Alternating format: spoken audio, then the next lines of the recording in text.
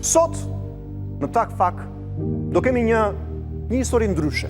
Ndryshe? Për këtë tenderin këtu? Jo, më këtë tenderin që pun kemë... Më duket se e ke për këtë ministrin që kam fiksim unë këtu, a? Po jo, ministri pak më vonë, jo, tani ministri tani që keni këto. Po ky ministri që... Jo, kjo është shumë e bukur, ëse? Është e bukur, është ndryshe, duhet kap kë, duhet fut brenda. Po s'është e bukur. Po pret. Po ku pret? Kjo... Sepse këtu me mua, lotët dhe drama e kësaj zonje që do shikoni pas pak, nuk presin. Se u bëm plot 20 vite që vetëm qanë e gjora. Ajo ka ardhur sot në Tak Fak për të rrëfyer një histori shumë të dhimbshme. Një histori që më mirë ta dëgjoni nga fjalët e zonjës Berisha dhe nga bashkëshorti i saj.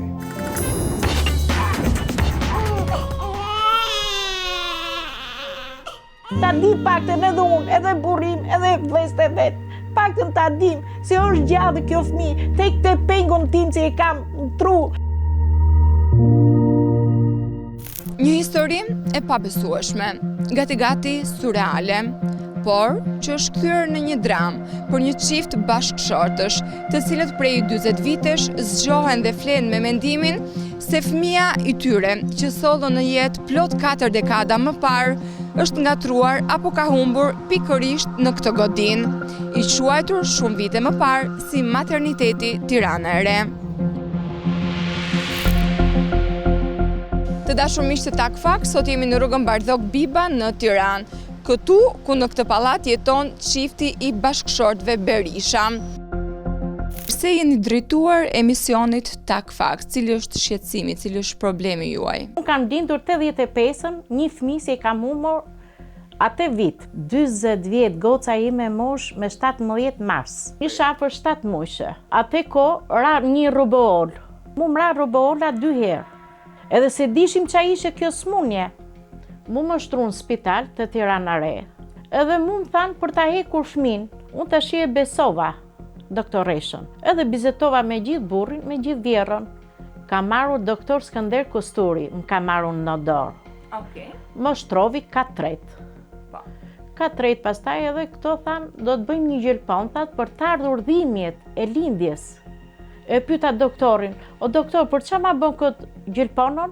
Unë që më bën gjelponon, mu merdhën dhimbjet. Mas 3 ditëve unë linda vajzën. Mia plasi duke i qajtur, derisa i tha doktori, Skënder Kosturi i tha mamijes, ma merr vajzën, tha, i tha mamia, qa gocët bukur, tha, ka bo kjo doktor, tha.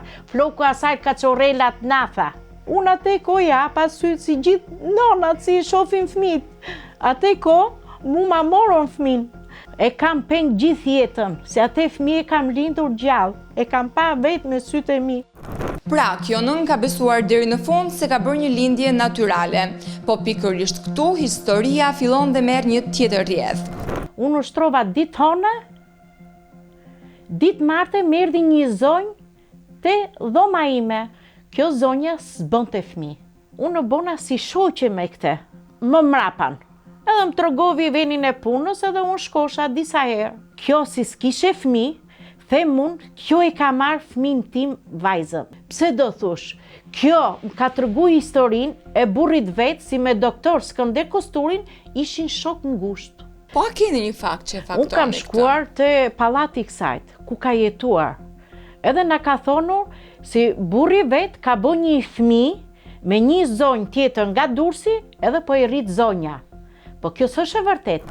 Po përse zonja Selvi dhe zoti Hamdi besojnë se kjo zonjë është pikërisht ajo që u ka marrë vajzën? Doli me një fëmijë të vogël ka rreth 7-8 vjeçë.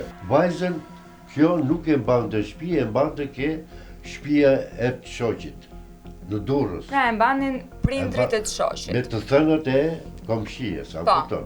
Dyshojmë që mos është vajza jo. A përkon mosha e fëmijës me moshën e vajzës? Po. Pikërisht. Po, ndër mu duftuar para 3 vjetëve. Më doli një engju, komplet me të bardha, me jeshile. Edhe më tha, kërkoj e fëmin, tha, si fëmin e ke gjallë, tha, mos rri, tha, kërkoj fëmin, tha. Aty mu bo komplet lulishte, gjithë trandafila, e jeshil.